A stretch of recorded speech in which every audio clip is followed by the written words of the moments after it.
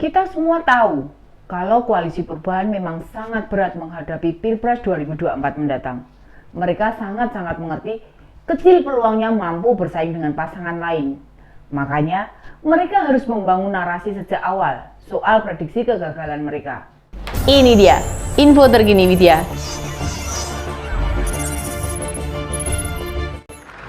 Karena kalau di survei nomor 3 buat apa dijegal?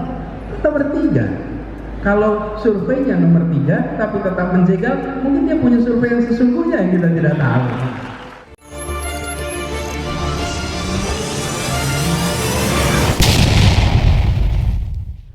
Persepsi itu harus dibangun supaya pemilih fanatik mereka tidak kabur. Mereka benar-benar belajar dari apa yang dialami Demokrat pada 2004 dan 2009. Saat 2014, pemilih Demokrat melonjak pesat di awal keikutsertaannya pemilu, ya tahun 2004 itu. Pemilih partai pimpinan Mas AHY ini mendapatkan 8,4 juta suara atau setara dengan 57 kursi wakil rakyat. Mau tahu berapa suara yang didapatkan Demokrat 2009?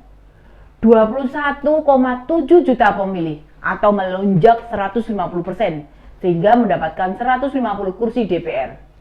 Tapi di tahun 2014, perolehan mereka langsung menyusut kembali hanya 12,7 juta suara, dan pemilu terakhir kemarin mendapatkan 10,8 juta suara. Kalau kegagalan itu tidak disertai dengan argumen yang masuk akal, 2024 suara Demokrat bisa lebih menyusut. Lalu apa hubungannya dengan Pak Anies? Kalau pemilu 2024 kalah, maka 2029 harus bertarung kembali, sehingga butuh alasan-alasan yang seakan-akan rasional bahwa kekalahan mereka bukan karena tidak dipilih, tetapi dikalahkan. Isu adanya penjagalan Pak Anies kemudian dimunculkan. Siapa yang pertama kali melontarkan hal ini? Apakah pengamat politik, akademisi, sekelompok mahasiswa, ataukah analisa media? Bukan mereka semua. Namun, justru Ketua Umum Nasdem yang menyampaikan di awal. Seperti yang sudah kami bedah di episode sebelumnya, tuduhan Pak Surya diungkapkan sewaktu diwawancari sebuah media. Pak Surya malah menyatakan bisa jadi supranatural yang menjegal Pak Anies. Loh. Kemudian, pemilik Metro TV tersebut mengklaim tak mengetahui siapa pihak yang menjegal Pak Anies supaya tak maju Pilpres. Kata Pak Paloh bisa diibaratkan angin, terasa namun tak bisa ditangkap bentuknya. Namun, apakah ungkapan Pak Paloh itu sinyalemen pertama? Bukan. Malah banyak pihak tahun lalu mengait-kaitkan proses penyidikan Formula E yang sedang didalami KPK disebut senjata menyandera Anies.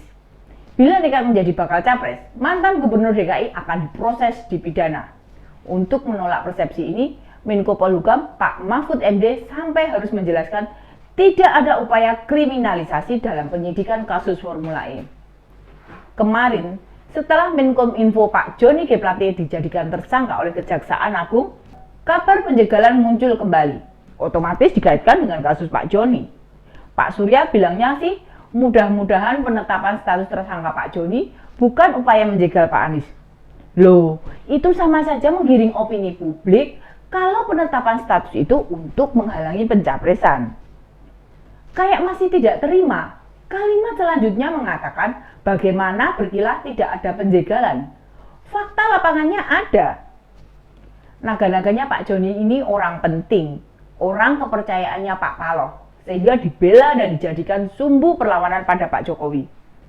Bukti lain yang bisa dilihat, meski menghadapi proses hukum, namun jabatan sebagai sekjen tidak dicopot. Ini berbeda dengan sekjen sebelumnya, Pak Rio Capella. Begitu tersandung kasus langsung dipecat. Sekarang, jangankan dipecat, dicopot saja tidak. Pasti Pak Joni bukan orang sembarangan di Nasdem. Dan dari opini yang dibangun itu, dibantah oleh Pak Anies sendiri. Di sini letak dahsyatnya mereka membangun opini. Setelah masyarakat digiring, ada penjagalan pencapresan. Kemudian dikeluarkan jurus bantahan, namun menyertakan logika baru. Inilah strategi playing victim. Strategi ini menempatkan bahwa seolah-olah dirinya pihak yang teraniaya. Di urusan politik, Yang menganiaya adalah kekuasaan. Yang dilakukan Pak Anies adalah membangun persepsi dirinya orang teraniaya. Kenapa strategi playing victim diterapkan? Orang Indonesia itu mudah kasihan melihat ada orang yang direndahkan. Biasanya muncul empati dan kepedulian. Nah, gelombang besar orang yang jadi membela Pak Anies inilah yang ingin jadikan sumber kekuatan. Kemarin, waktu acara milad PKS, Pak Anies bilang, kalau dia di survei nomor 3, buat apa dijegal? Berarti ada survei lain yang tidak dibuka di publik bahwa Pak Anies berada di posisi atas. Tolong dicermati. Yang memunculkan isu penjegalan dari apa yang saya sampaikan tadi siapa? Entah penjegalan kasus Formula E, entah alasan supranatural, entah alasan penetapan status tersangka Pak Joni G. Plate. Semua sumbernya sama, orang-orang yang berada di koalisi perubahan. Bukan lawan mereka, bukan orang PDI Perjuangan, bukan orang Gerindra, bukan pula orangnya Pak Ganjar atau Pak Prabowo. Tapi, tiba-tiba Pak Anies menyatakan di berbagai survei hasilnya dia di posisi buncit. Lalu dikaitkanlah kalau logika tersebut seakan-akan tidak masuk akal. Kalau hasilnya survei di bawah, mestinya kan tidak usah dijegal. Dikira kita ini orang-orang bodoh yang menelan mentah-mentah sebuah pernyataan. Itu kan memang permainan kalian, memanfaatkan situasi dan kondisi politik nasional. Dan bila dukungan mereka makin besar, mereka untung gede. Sebab dengan hanya satu langkah, mereka mendapatkan dua hasil sekaligus. Satu langkah yang dilakukan yakni berusaha meyakinkan mereka dijegal. Lalu, dua hasil yang diperoleh adalah orang jadi percaya kalau pengusutan kasus Formula E maupun kasus Menkominfo murni urusan politik. Dan lalu, berbondong-bondonglah dukungan pada Pak Anies membesar. Sebagai penutup orkestrasi strategi playing victim, tugasnya Demokrat dan PKS, Mas AHY menyatakan penetapan status tersangka Pak Joni menjadi ujian bagi ketiga partai untuk sama-sama berkomitmen koalisi tetap jalan terus. Disambung pernyataan Presiden PKS bahwa koalisi perubahan tetap solid, fokus pada pemenangan capres.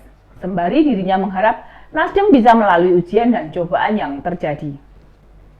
Dipikir kita ini rakyat apaan? Strategi playing victim kalian mudah sekali dianalisis. Membaca langkah politik koalisi perubahan itu sederhana. Kuncinya satu, kemana arah PKS? Maka arah sebaliknya yang kita ambil. Menganalisis mereka tidak perlu keahlian khusus. Buka teori-teori politik harus 24 jam membaca berita, buka-bukaan begitu. Kita lihat dan catat perkembangan pernyataan mereka dari hari ke hari.